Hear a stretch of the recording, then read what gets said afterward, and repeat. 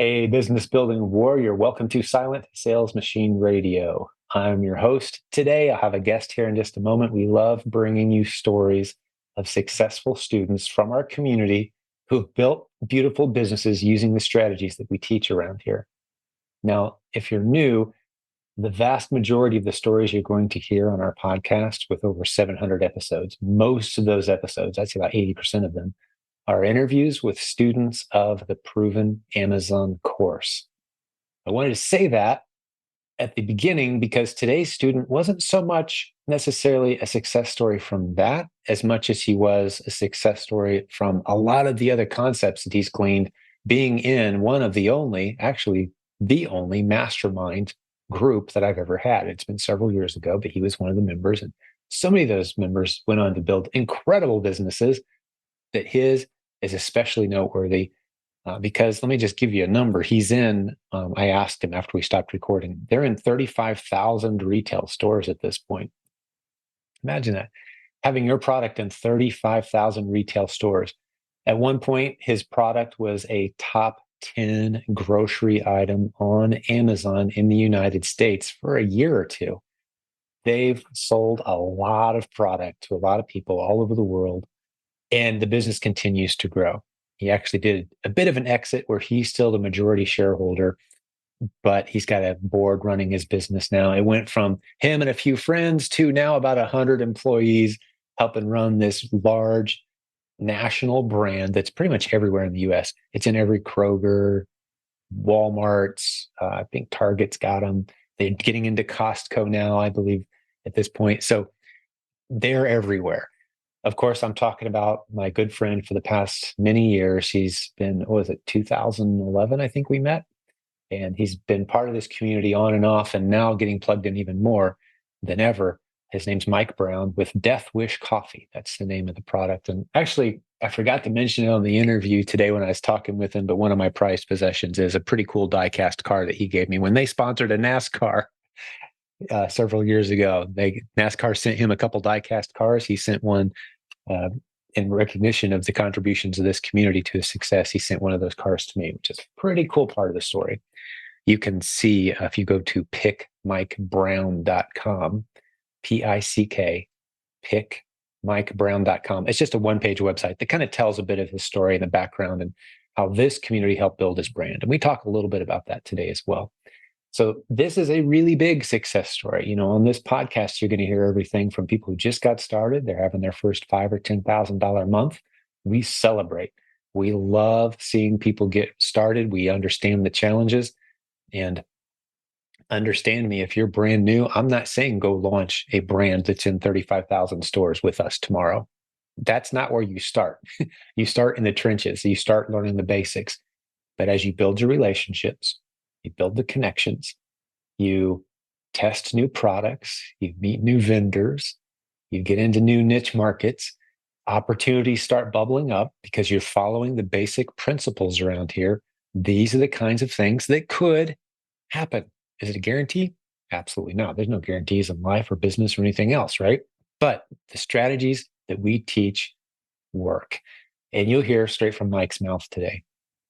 Some of the greatest, if not the greatest contributions to his business have been things that he's learned from this community, the stuff we teach here that enabled him to go from a guy who was living in his mom's garage because he was broke and deep in debt with a bit of a dream that he was trying to make happen to a guy with a massive business that is continuing to explode and doing extremely well. And you can look him up on Amazon and see for yourself. Death Wish Coffee. I mean, go look at the product rank and all the keep a data on that one, buddy. You'll see what I'm talking about.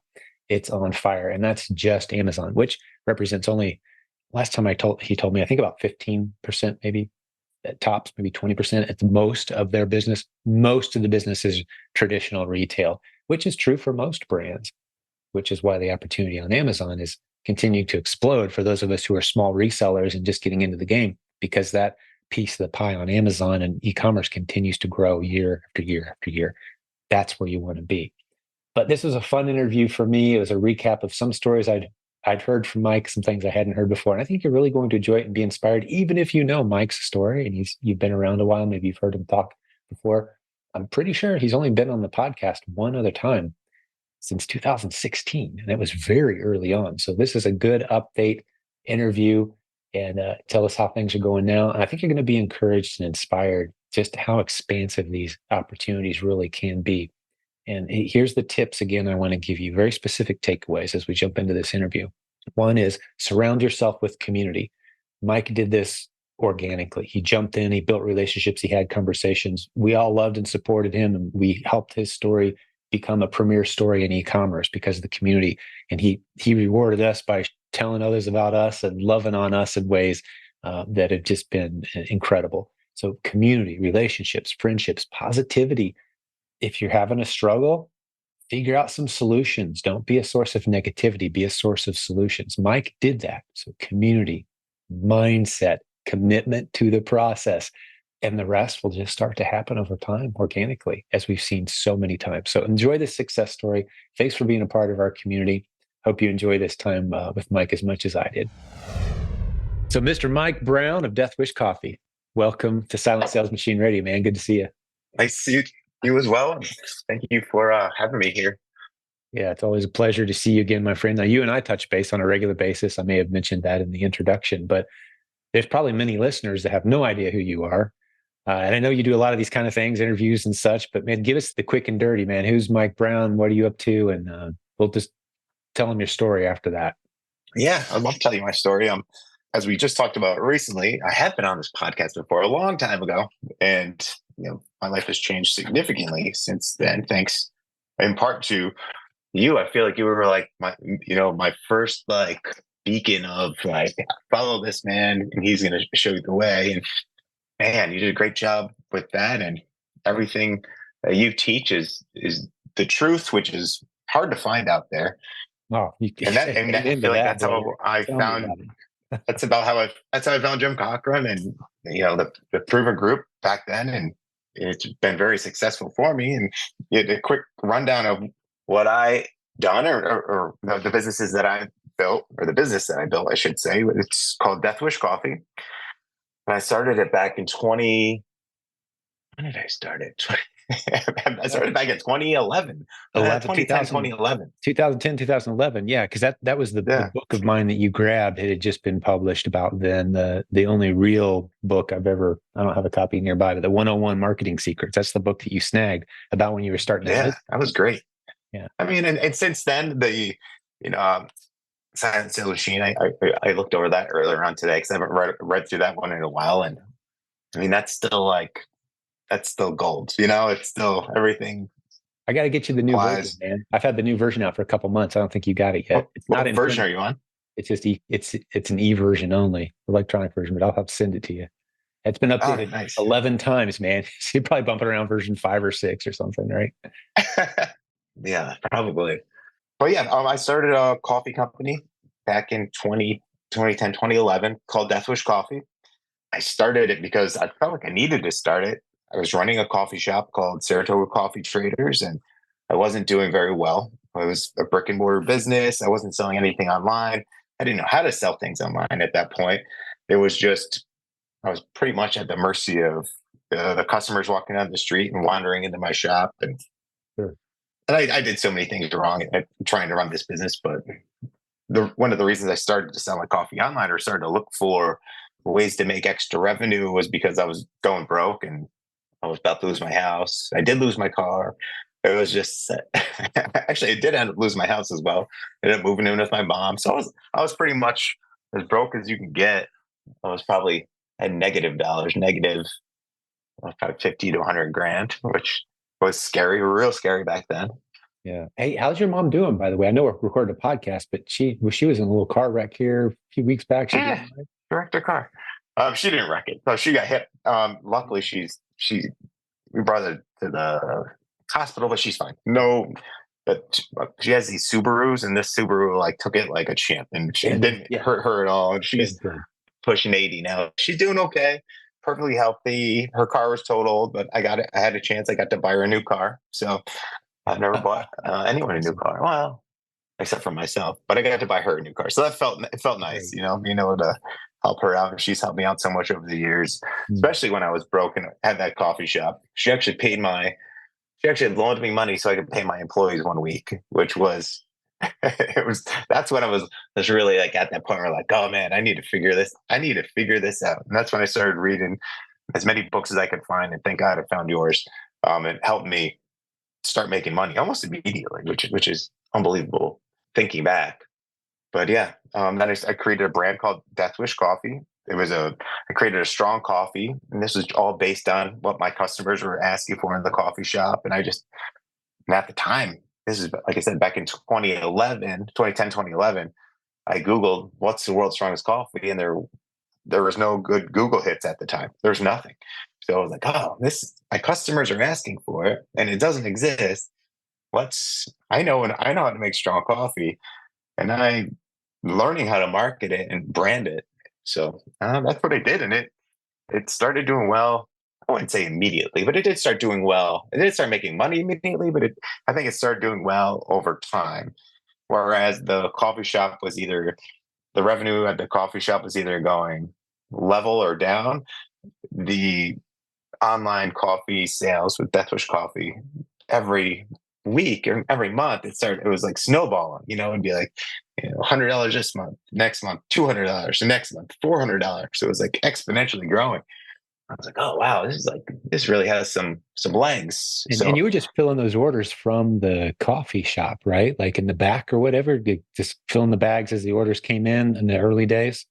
Yeah, right from we had a basement. I was filling the bags in the basement, and I was using. I didn't have a roaster at the time, so I was using the local area roasters to roast the coffee. Yeah, that's great. I love that. Yeah, I remember at the point where you were making that big leap to get your first roaster and kind of thinking it through with a group of us and just kind of talking through the numbers. Wow. Obviously the right Yeah, decision in hindsight at this point, but yeah, those big it decisions. was. It was. And then from there, I feel like I started doing everything that you had in almost everything you had in that book. One of the things was just reaching out to news reporters or bloggers and asking them to, try the coffee, review it. And then Good Morning America called one day and wanted us on their show. And all of a sudden, like all this media and PR started happening where we didn't have like a peer. It was just this very small team at the time. It was just me and Megan, a woman who worked for me. She used to be my barista. She didn't want to be a barista anymore, and all of a sudden, her and I are fulfilling all the orders from that happened after Good Morning America. So we had to like bring in people from the coffee shop, our loyal customers, to come in and help me. And a lot of them, not a lot of them, a couple of them still work for me today. That's so But great. So the people who are sitting in your shop, like showing up on a regular basis, you're like, hey, our business is exploding. Come in the back. I'll pay you. We need help. Like, there you go. And they're yeah, still with you today, 10 plus years later. That's yeah, so it's great. unbelievable. I love it. Eric, who used to work at the record store next door, he's like, "You seem to have a lot more going on over here than I have going on at the record store." He's like, "I'll help you out if you want." I'm like, "Yeah, come back." I'm like, "Come Dude, back every that's day." awesome. I had no idea that's where he came from. That's a great part of your story. Just kind of grab the people who are nearby and like, hey, put on an apron, buddy. You're hired. Yeah. That's great. Wow. What Well, and anyways, yeah. So how many eventually, employees now? Just to give some perspective, what's the total head count at Death Wish now? this is embarrassing, Jim. I don't know. I'm not 100% sure. Right. I mean, I because you've got believe a we team have helping run it, but approximately. approximately 85, 90, Yeah. I'd Right. I say. was thinking coming up on 100 was the last number I had heard from Yeah. a couple months ago. We talked about it, but yeah, that's awesome, dude. I love it. Yeah. So, we have two offices now, one in Saratoga Springs, where we started. We have one in New York City now. Our sales and marketing is in New York. So I don't get to meet a lot of them. And I feel like hires are happening nonstop now. So it's exciting, but it's a little bit beyond me now. You know what I mean? It's beyond my area of expertise. Like I'm a good founder and entrepreneur and starter. I don't know if I'm a good like big brand operator. Yeah, sure. Well, I mean, you came up from e-commerce. You did it in reverse order, which is the way I think the world's going to start working more and more. We're seeing more of these kinds of stories. But you're one of the greatest stories like this to emerge from our community for sure, where you started online. Well, I mean, you had your little storefront, and that was doing okay, kind of flat. But you didn't launch this mega brand and then say, oh, well, you know what? We should stop ignoring Amazon. We should stop ignoring internet. We should probably do something there too. That's the way most big brands operate, is they kind of tack on e-commerce as the side thing that they have to do out of necessity. You started off e-commerce. You went big. And then you got the traditional retail's attention, and you spread that way. And that traditional retail is significantly bigger at this point, but you started with e-commerce, which I love that part of your story. Yeah, we started with e-commerce and Amazon especially. At that early on, we were the number one selling coffee for like it must have been like 6 years in a row A few before years, all the big brands got on. Yeah, it was. Well, you were a top grocery item there, if I remember correct, like a top 10 grocery item, weren't you? One for year or two there, somewhere. Yeah, for at least 1 year, possibly two. But yeah, we were, especially during the holiday seasons. Our brand was, it just really, because it was a little different. It was like, it had a good X factor. The world's strongest coffee. It had some. It was a good Christmas gift. Yeah, it's a unique looking product and bag. People can go look it up. It's very simple marketing, but very powerful at the same time. It kind of jumps out at you. Like even when you look at the coffees in the stores now, I always see it. I'm like, hey, Mike, God bless you, man. I love seeing those bags in the stores, man. They're everywhere. And it jumps out at you. Like all the other bags are colorful and warm and inviting. And here's this like pirate's flag death cross, skull with a pure black bag. And that's how it's been from day one, right? I mean, you guys haven't really changed much about the branding. Haven't changed it too much. We've had a little bit of more color to the brand, to the bags as we develop new blends. One of our goals, the way grocery is so much different than e-com. Like e-com, I could just sell that black bag with that one world's strongest coffee, dark roast. I could have sold that forever. Just that. Without having to add on any other brands. But when you start selling in stores, and I think we're in like 30 to 40,000 stores now, you need to establish more of a brand. They call it like a brand block. So you don't just want one bag on the shelf. You want a whole shelf. You know what I'm saying? So yeah.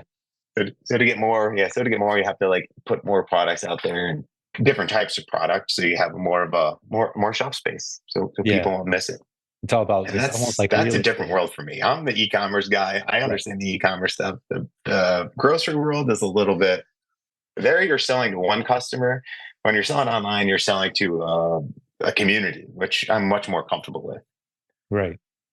Let's talk to that for a second. You've said over the years that this is a community built brand. And I know that the diehards, I've always thought of you guys as like the Harley Davidson of coffee. Like you got people getting Death Wish tattoos.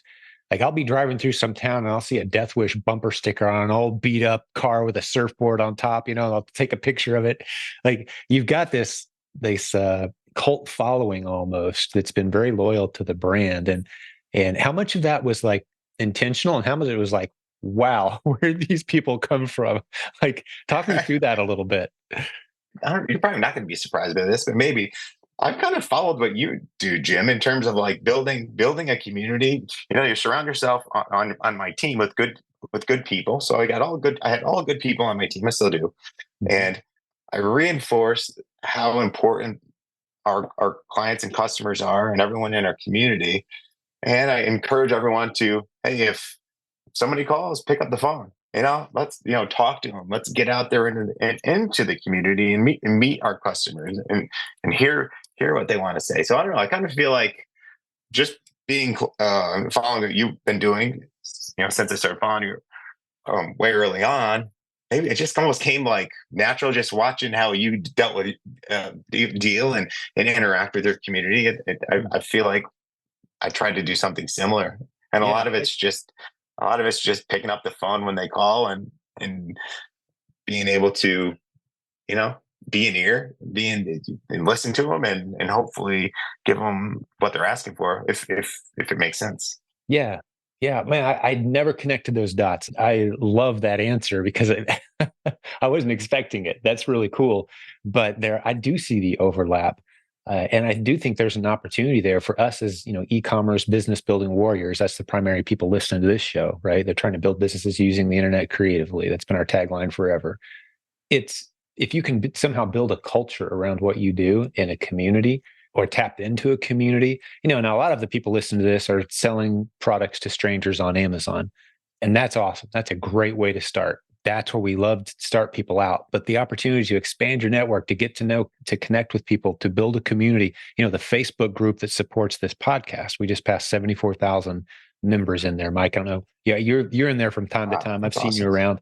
Yeah, but it's just, that it's like it becomes like family to many people. We do our live events that we get together. People make their own shirts for the event, which I don't like selling t-shirts, man. I never have. I've resisted that. Like, I don't want a room full of people wearing the same shirt. That's not the vibe I want. No, warriors, Well, we business differ building there. warriors, man. We all need to be coming in. We should all be the one who wants to be on stage, man. We should all be the one that feels like we're different and we've got something big to offer the world, right? I don't want a room full of people wearing the same t-shirt. But people do feel that buy-in, they just, that camaraderie. And yeah, I love your comment there. Just if you serve well, if you care, it's going to show, it's going to reflect, and Yeah. people want to belong to something that resonates with them. That's good, man. That's a really good insight. That I want to talk a little bit about the power of email marketing too, because one of my favorite texts I ever got from you. I've gotten a few real winners over the years, man, from you, just kind of checking in and let me know what's up. But one of the favorite times I ever heard from you, I can't remember if it was an email or text, but was several months after. We probably need to tell the Super Bowl story, but several months after that, you ran an email blast and you did better with an email blast than you'd done when you had a commercial on the Super Bowl, which Yeah. is crazy, right?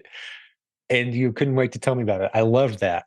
So let's tell that story. Fill in the gaps, man. You tell the story. I'll tack So on I'm going to anything. start from the winning the Super Bowl commercial. Yeah, just how that came about. Like, I don't know how many times you've told it if you're sick of telling that story, but I think people will really Uh, enjoy it. I'm not sick of telling it.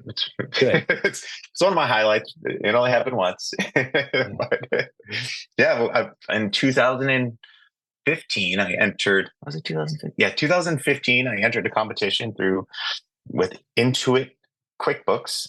So a company makes QuickBooks. I'm sure a lot of people use that product. It's great. they Thank you guys. Yeah. they had, they had a competition where they would pick one small business to represent all the small businesses in the Super Bowl with a Super Bowl commercial. So I entered the competition. They had held it the year before, and a company called Goldie Blocks won, and they made like Legos for girls.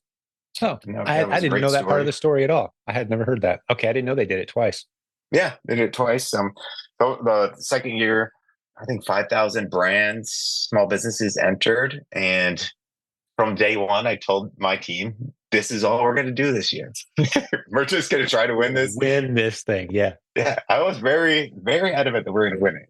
And every day I went in, and I was very consistent for about 6 months, telling them we just need to drive as many people as we can to our voting link, because it was similar to like an American Idol contest where you'd have to drive people to a certain link and get votes for, and people could vote more than one time.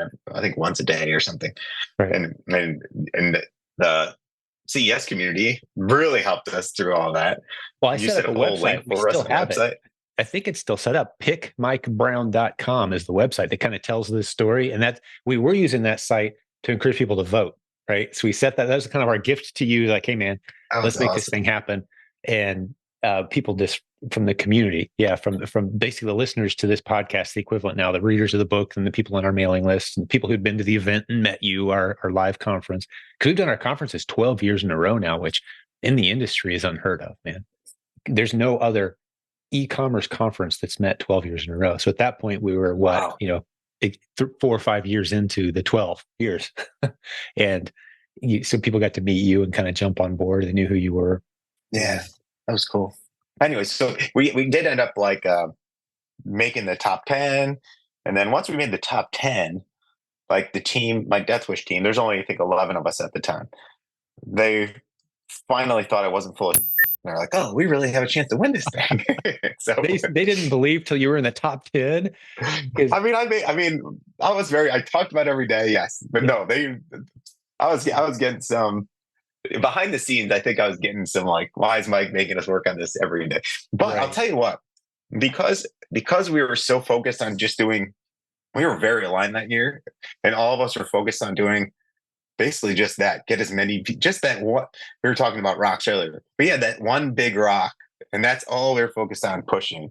And Mhm. even though that's pretty much all we were doing, because we were so aligned and moving in the same direction, every part of our business did better that year. Every part, like our sales, even if we hadn't won the Super Bowl commercial, I think we still almost doubled or tripled business the year prior. Doubled or tripled revenue. I can't remember, but it was a significant year just because we were all focused on letting as many people as we could find know about the brand. Yeah, And exactly. Yeah, but all pushing in the same direction. That synergy effect kicked in, right? Two plus yeah, two equals six suddenly. Like how'd that happen? Well, it's synergy, man. We're all pushing in the same direction. And yeah, had you not won, that's a great perspective. It would have been a tremendous experience. I know at the point you guys got into the top 10, I think is when the publicity really kind of kicked in, because then Intuit had a website and they were talking about it and everybody was picking who's your favorite of the 10, right? And yeah, it's at that point I think where a lot of us really started kind of believing like, okay, this isn't a shot in the dark. Like this could really happen. After that, didn't they reduce it down to, was it three? yeah. They released them to the top three. I believe it was late November, early December, and then Yeah. in mid December they announced that we won. And wow, that was the day that changed my life for Yeah. sure. Because that was, I don't know, Yeah. I don't cry often. I cried that day. Yeah. I had my whole team and I, we all cried together because imagine you put it on the line for all year long, and basically just that's all you do when you actually achieved what your big goal was.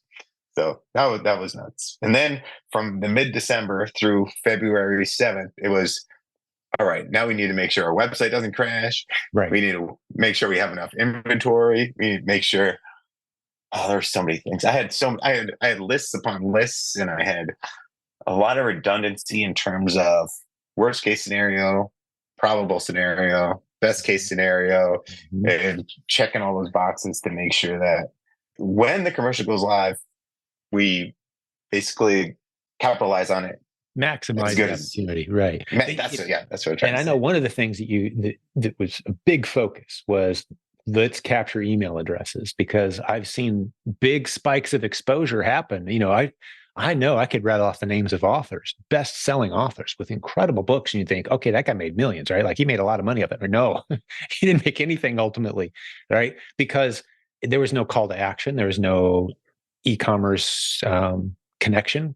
There was no capture of the contact information. Is what I'm trying to say, specifically email, right? So I know that's something that you guys focused on. Like if we're going to drive a ton of traffic to our website, and by the way, this was free. This was completely free. What did Intuit pay for that commercial? Do you remember? It was, I know it was millions for that spot in the commercial, Yeah, I believe that Intuit paid upwards of $7 million for that commercial. for the airtime and for the production, right? Something like Yeah, that, airtime right? and production. And you I can got to still go to see the it. production. I got to do the filming of it. They built a giant Viking ship in a Yes. warehouse within a weekend. They had a crew of like 100, maybe 200 people. Yeah. And this is here in the Czech Republic. They Right. flew us out over there, and we had these giant water cannons, these giant blue screens. It was I man, the amount of I've seen it 150 times, and I get chills every time. From time to time, I'll just pull up. It is a great commercial, dude. They killed it, and yeah, you it's can fun. if you get on YouTube, you can Google it. It's all over the place. A Death Wish Super Bowl commercial, and you'll see it. When they played it, what it was it was Peyton Manning's last game with Denver, right? And in the Super Bowl, and it was the third quarter, if I believe, right? And I was actually with a Yes. group of people, and I said, "Hey, one of the guys I know, he's going to have a commercial, and it's getting to be the third quarter." I'm like, "Where's this thing at?" Like, "Yeah, right, Jim." They finally showed it. I was like, "Yeah, that was it." Oh yeah. So when we actually were watching together, we set up like a war room with all our computers up to make sure the website wasn't down. We're tracking, and we use Shopify, so we're tracking the back end of Shopify, seeing how many people are hitting the website, and it gets up over 120,000 people live at once on the site, and it was I'd never heard that number. That's nuts. it was nuts, and it didn't crash. That was our big like, Yeah. Oh, please for don't sure. crash, please don't crash. We Yeah. we called Shopify weeks ahead of time to make sure that it wouldn't crash, Right. and they said they were going to put us on the Kanye plan. I didn't know what the Kanye plan was then. I still don't really know what it is. Apparently, when It Kanye sounds used like a to big drop deal, things, though. it sounded big. Yeah. We'll get back to the show in just a moment, but I have to tell you about a coaching program that's been around for about 19 years. It's coached almost 10,000 e-commerce business building warriors.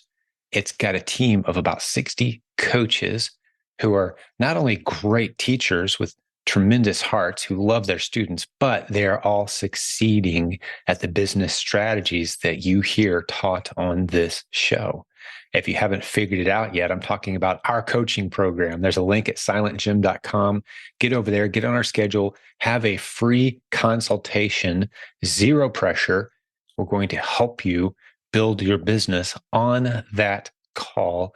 Sign up at silentjim.com, free consultation. See if our coaching program is a good fit for you, where you get to not only work one-on-one with one of our tremendous coaches, not only do you get that, you also get a reactive coach that you can contact at any point in time. That's a separate coach. You get all the training and content that we provide around here at no cost now and into the future. Tremendous list of benefits. I'm not going to go into all of them right now. silentjim.com. Click on the coaching link, sign up for a consultation. Hey, let's get back to the program. I'd never heard that number. That's nuts. It was nuts, and it didn't crash. That was our big Yeah. please don't crash. Please don't crash. We called Shopify weeks ahead of time to make sure that it wouldn't crash. Right. And they said they were going to put us on the Kanye plan. And I didn't know what the Kanye plan was then. I still don't really know what it is. Apparently, when it Kanye sounds like a big deal, though. It sounded big. Yeah. Yeah, everything went really well. Sometimes people ask me, what was the biggest learning point, or where was your biggest point of failure, what happened that you didn't expect? And I was like, man, it almost ran too smooth. You know what I mean? Nothing went wrong. We didn't have too much inventory, but we had enough. Everything went out. Our fulfillment center, shout out to NFS in Philly, they had all their orders out within 2 days.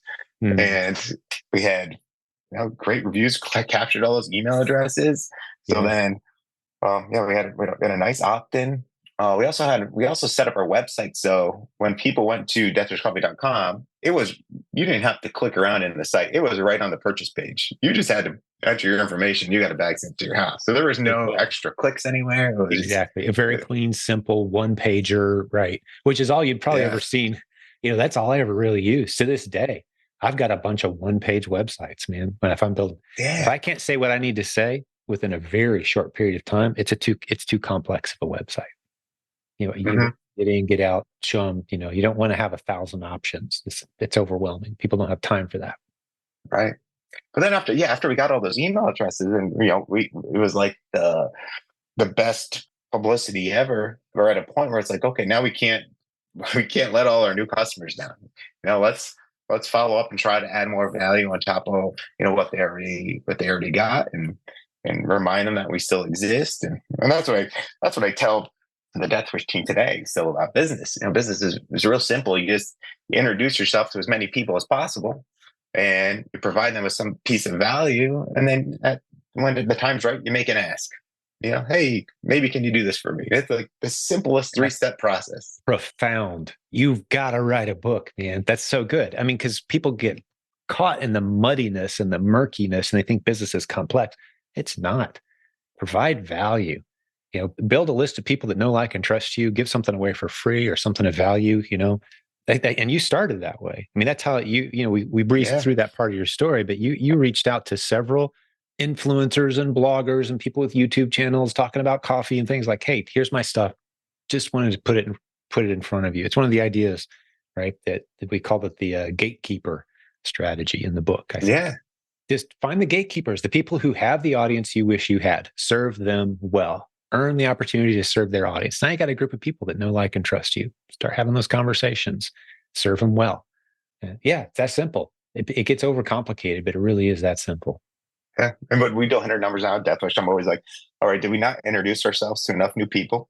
Mm-hmm. Did we not provide our current audience with enough value? And did we not make enough asks? And the way everything's all digitalized right now, it's really easy to see those things. You know what I mean? It's like the data pops out at you. Mm-hmm. and it's Yeah. right there. It's all number driven too. You can see it. So Yeah. how many email Yeah. addresses did you guys get? The Super Bowl spike. And, had you not been collecting email addresses at that point, it would have been a spike, a legendary spike, a story worth telling, but it would have tapered. But you captured email addresses, right? So that gets us to the point of the story. It's one of my favorite texts or emails I've ever received from you. You're like, dude, okay, here we are. I think it was like 3 or 4 months after the Super Bowl's over. The publicity's died down, arguably, considerably. And you had a better than Super Bowl day, if I Yeah. recall. I wish I remember what our release was that, but it was just an email. Maybe we were releasing a new mug or new product, but we had noticed that over the years, the holidays would come and we'd peak, and then February would hit and we'd start to go back down, but we'd always be a little bit better than where our normal was, and then the holidays would come the next year, we'd peak and then we'd go down, but we'd always be the come down was never the full come down. We'd always maintain quite a few regular customers. And I think maybe that's the beauty of consumables and products that you can offer on a subscription basis that people want to buy more than once. You know what I mean? So Yeah, maybe that was a reason. it's We been became years some ago. people's everyday coffee. Yeah, but just the point that I want to make sure people understand is, if you've got an email list, if you've built your own brand. Now, not everyone can start there. It's hard. It's not easy necessarily, and we like to start people off on lower risk models. But you can get to the point where you're building a brand, building a community. Maybe that community is just people that you're helping. And I'm not talking to you, Mike. I'm talking more to the listener. But just people that you're helping to take this similar journey, or coaching, or consulting, or in many cases, we've got people helping brands get on Amazon and succeed on Amazon. Build a community of people, community of brands. When I say community, it doesn't have to be thousands of people.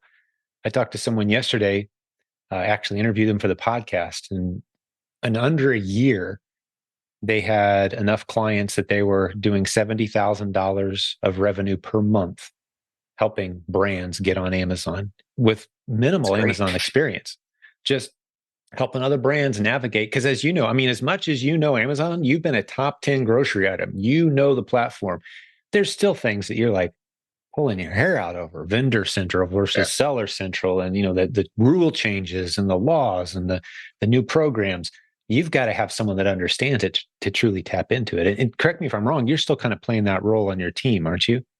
I dabble.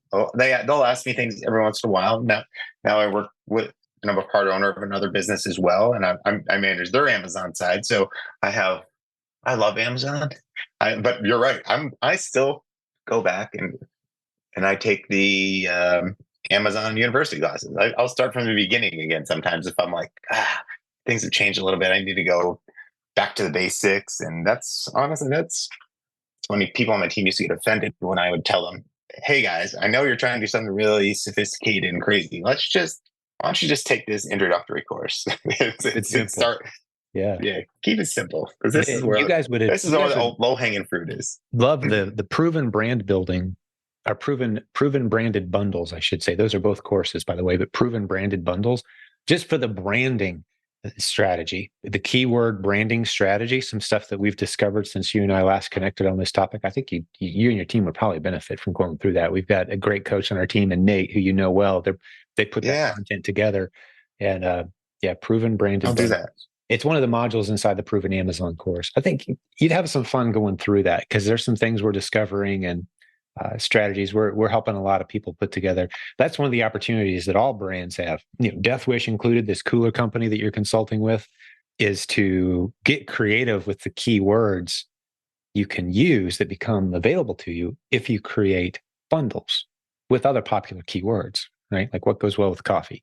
Like maybe it's another brand that's doing really well, and you create a partnership Yeah, ASAP, it's a great idea. right? And you both do extremely well, right? So who has products Yeah. that kind of complement yours, and those partnership opportunities? And but a lot of us, even as smaller Amazon sellers, tap into that by creating bundles with brands that will let us do it.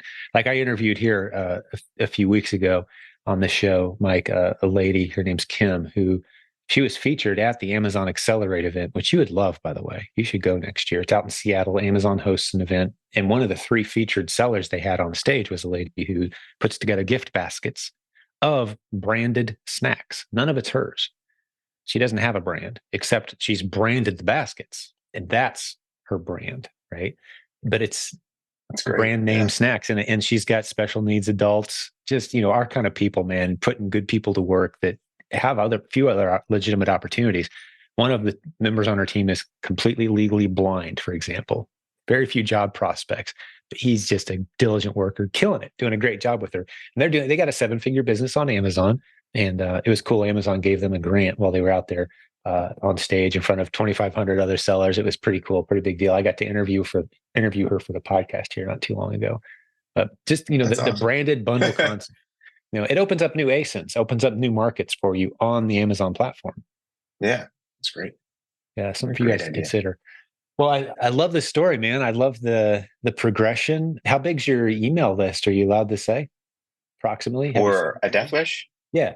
A death wish, probably pushing like 300,000. I'm not 100% sure at this point, Yeah. but it's still, I always call it our most valuable asset, our most valuable asset Mm-hmm. because I feel like we've done it right over 10 years and we built it up, and it's not a list that, we have great open rates, hardly any unsubscribes, not that many bounces, and not that many spam complaints. You know what I mean? So Yeah. I feel like it was built the right way early on. We never bought any lists or did anything Right. It's weird to all get opt like in. penalized. Yeah. Um, A lot of people that saw you on the Super Bowl and went, those guys are cool. Bought a yeah, bag, got on your list, and there they still are buying mugs and other accessories now. And I've yeah, stayed on the mailing list. You guys have done a great job with it over the years. yeah. Thank you very much. Yeah, I absolutely. wish I don't play as big a role in it anymore. But I mean, as you know, but I'll tell the community as well. I did in 2021, I did sell the majority of the business to another group. I'm still the largest single holder of, the largest single owner, but control is now held by another group. So I'm on the board now, not in the day to day. So even though I follow Progress. the Yeah. numbers very closely, Yeah. every like I'm not in the weeds like I used to be. And what I mean in the weeds, I mean like I was into everything. The back of Amazon, the back of NetSuite, the back. I was paying every single bill that went out the door, looking at every dollar that went and went out, and I loved it, but it was it did get a little exhausting after a Yeah. while. You can only do that Um, for so long. Right. Right. yeah, yes, 10 years is a good rip. Yep. For sure. So now I don't look at every single thing that happens, but I'm still very much involved, and I'm at the office. I'd say, yeah, not as much as I should be right now. Maybe every week or every 2 weeks. Right. Well, one of the things I'd like to hear from you, Mike, is we've had a great interview and it's good getting caught up with you. And some people have never heard this story; they're going to be very inspired by it. But talk to the community a little bit.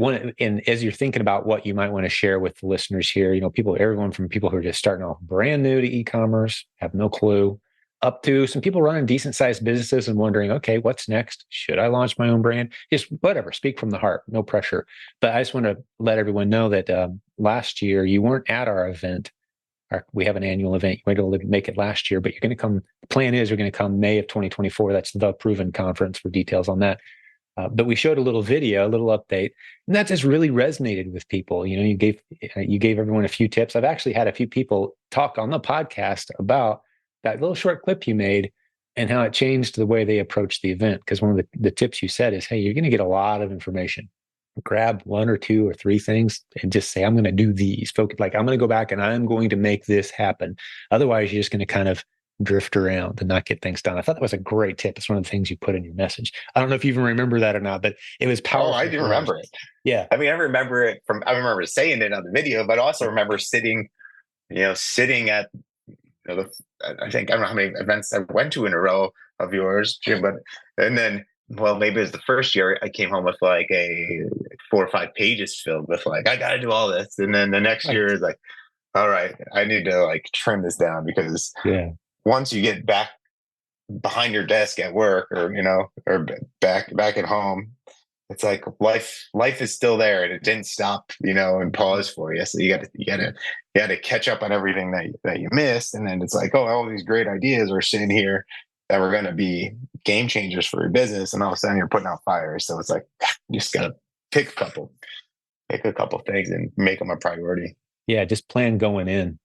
Yeah, I think that's what makes for a great event is you just get those handful of things like, okay, I'm going to do these. I'm going to put the rest on the back burner. You've got those files. I've written them down. I'll revisit them someday, but I'm going to commit to these and relationships, conversations, people you can reach out to. One of the things I've been encouraging people at the event is I call it the 2-word question that you got to ask it as many times as you can while you're at the event. Have you heard me talk about this? I think you'll like it, I Mike. don't think so. It's the 2-word question. Anytime you're at any event that's business related, okay, which that's a rare breed. Those are special people, man. People who are doing business the right way with good hearts, good-hearted people coming in, gathering together. You want to be walking around all day saying, "How's business?" and then letting the other person talk. And then they ask you, like, what challenges are you facing? What are you working on? How can I help? What I know someone that can fix that. You did this for me just a few weeks ago. And we were already up and rocking. There's a supplier. I was like, hey, do you by any chance know someone who could do this for me? And you're like, yeah, call this guy. I'm like, hey, Mike told me to call you. It's like, yeah, sure. A couple of days later, we've already got our samples in hand, man. Like, boom, this guy's good, like Oh, you nice. Yeah, said, he's right? good. He's Yeah, good. he's great. So, but it's those connections. What are you working on? How can I help? How's business? Right. And That's so if awesome. you Yeah. go into the events with that mindset and that goal, I'm going to take home 2 or 3 must do things. And I'm going to talk to as many people as I can, just ask them how their business is doing, help them if they need help. They're going to help me if I'm the one that can benefit from their connections. And it makes for a powerful time. And then one of the lessons I think that I want everyone to walk away from is there's no reason we have to wait till we're gathered together to do that. You and I meet on a regular basis and have good conversations. Like that's good. That's healthy. We need to do that. If you're doing it in isolation or you're stuck in a rut routine, that's not the way business is supposed to happen, man. You need people. But here I am giving tips, man. I wanted to hear from you. I was just highlighting some of the things that you emphasized, in that video and some of the things that I think the community's learned from you already. But was there anything else in mind as you speak from the heart to the group and looking forward to seeing you in May, of course, but I guess what I would say is, but I say it over. I say it very often, and I think you even asked me this not a few long ago. You're like, Mike, I don't even know what you're like. I don't even know what you're like really good at. Like, what's your talent? And I'm like, oh, I know exactly what it is, Jim. I follow directions well. that's I, right. You I, said that in the video. yeah, I follow directions well. When someone who's is speaking the truth, he's not full of shit, and he's telling you, hey, do this and it's going to change your life. I'm pretty good at not doubting that person and putting a little bit of faith in them and giving it a go. And it's worked out for me. So I think also that's a more, Yeah. That's a great I talent to guess. have. And one of the things I think also that kind of helps me is I don't know if I'm good at it now, but early on I was good at not getting in my own way. I was able to like stop doing like I would say I didn't go out to the bars with my friends like during my 20s. I stopped that for late 20s. I stopped. I don't know. I just stopped like a bunch of like things in my life that were like, it's kind of like taking. I stopped watching a lot of TV early on. So Self-sabotaging I got habits. out of my own way for a while. Yeah. Yeah, exactly. It takes some discipline. Anything worth having takes work, commitment, sacrifice. I say blood, sweat, tears, right? So the sooner you can commit to that and recognize that and know there's a reason we call everyone business building warriors when they commit to the process. What I've been saying, I don't know if you've ever heard me say this before, Mike, but Forrest Gump, it's a great movie, but it's total fiction. Nobody stumbles into big wins. Like, then one day I became Yeah. the most famous ping pong player in the world. Like, no, the most famous ping pong player in the world's probably been playing since they were 10 hours a day, right? Like that's how you get there, right? You don't just pick up the paddle one day and be like that's not how things work. It takes commitment. It That's takes time. true. If you're going to build something significant, there's going to be sacrifices. And like you said, you're going to have to get out of your own way. You're going to have to drop some of those habits. Netflix, sorry, got to go, buddy. I'm going to commit to this now. And we live in a world of instant gratification, and people want to push a button and get results. Like, no, things worth having take time, take blood, sweat, tears, sacrifice, commitment. Right? And you've recognized Yeah. something It inside of was you from plugged into that. 2010 to 2016. I got that Super Bowl commercial. So that was 6 years, like with my nose down, struggling, and I Mhm. think it was at that point where I actually, that was the tipping point. So, Right. I mean, people do it quicker than that, but Sometimes it takes I'm a lot slow. I'm a longer. slow learner and I work slow. Yeah, but you committed to the process, and you made something beautiful happen. And you're a great friend of this community. You've inspired more people than you even realize with a lot of the stuff that you've shared, and we reference your story often. And I'm just excited that you and whoever you want to bring from your crew and your new cooler guys, man, bring them all. Let's They're meet in great guys. I Orlando. can't wait for you to beat them. Yeah, I Also, can't wait. they're tall. They might be as tall as you, maybe taller than you. Are they They're basketball tall players? guys. Oh yes, they are. Yo, hey, man, we played ball last year. We had a great time. We had a good group go play some ball, man. Yeah. So that's great, man. If they're basketball players, it'll be even better. We'll probably do Yeah. one of the nights, get out and scoop up with those guys, man. Well, anything else on your mind, Mike? I think this is a great episode. I always love hanging out with you, buddy, and we could probably go forever here to just chatting. But anything else on your mind as you start to wrap this one up for the listeners, or any other thoughts? There's some great. I'm grateful for you, Jim. I'm grateful that you entered my life 12 years ago now, and I credit you with probably the biggest part of getting me on this journey and turned my life around. So thank you, and the community is always there, and they've always been helpful, and the relationships that I've made early on with you guys, and the masterminds we've had, and everything that we had over the years has been, it paid off. Yeah. Well, Yeah, I feel the same way, man. like crazy. So You've poured a lot in. You've poured more in my life than I think you realize sometimes. That's one of the things that's always stood out to me about you, Mike, is you're very humble. You're slow to take credit for the incredible achievements that you fully deserve and you've worked hard for. And it's been an honor having a front row seat, man. And here's to many good years together to be continued. I mean, we're talking about some mastermind and helping others with their business. And I would say to anyone who's listening to this, if you enjoyed hanging out with Mike and I today, like, man, I wouldn't mind being a part of a group that talks about business like this and bounces ideas around, reach out, let us know. We're always open to forming new programs and masterminds and ideas like that. So let us know what's on your mind. If we can serve you and work with some other serious entrepreneurs, we'd love to make that happen. We're talking about some big ideas and big plans in the background here that we didn't cover today. So let us know. But all right, man, it's great hanging out with you, Mike. And we'll talk again next week, our weekly call. But it's been cool putting together a podcast episode for you. Had a lot of people asking for, hey, man, what's that guy's story after that short video you made for us at the last event? So, all right, man. Well, good to see you. I'm looking forward to meeting everyone. Yeah, in May. In May, it's going to be awesome, dude. All right, talk to you soon. Talk to you soon. Take care.